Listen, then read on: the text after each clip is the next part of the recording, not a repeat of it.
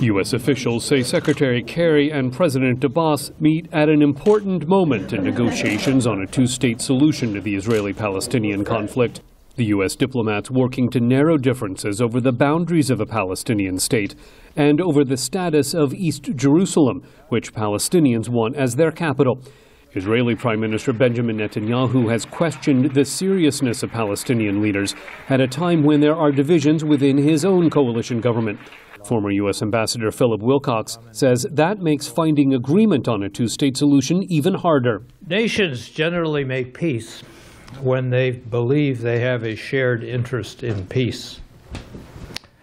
I'm not persuaded that the current Israeli coalition under Benjamin Netanyahu believes that they have a common interest with the Palestinians in making peace. Prime Minister Netanyahu has little incentive to compromise, says American University professor Mann Leverett, pursuing instead what she calls a Fortress Israel approach. There is no incentive for a resolution that would actually give the Palestinians something. The only incentive is to continue to build Fortress Israel. And part of the incentive to build Fortress Israel is to continue to have these threats, to have Iran as a threat, to have the Palestinians as a threat, but over there.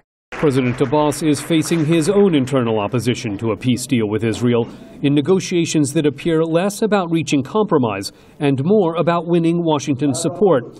Foundation for Middle East Peace Research Director Geoffrey Aronson.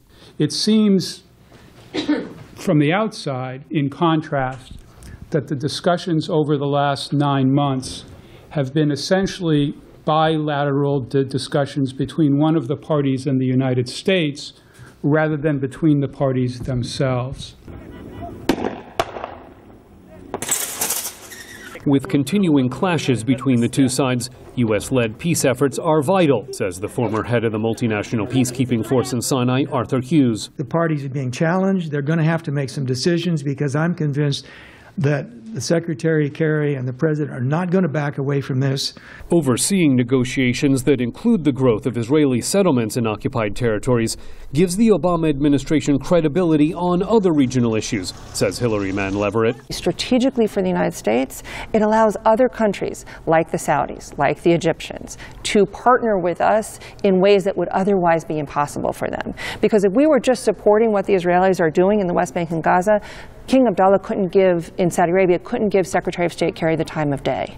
The original goal for these 9 months of talks was a comprehensive agreement on a two-state solution. The thinking now is to come up with at least a framework for that agreement so as to extend negotiations beyond the end of April. Scott Stearns, VOA News, Paris.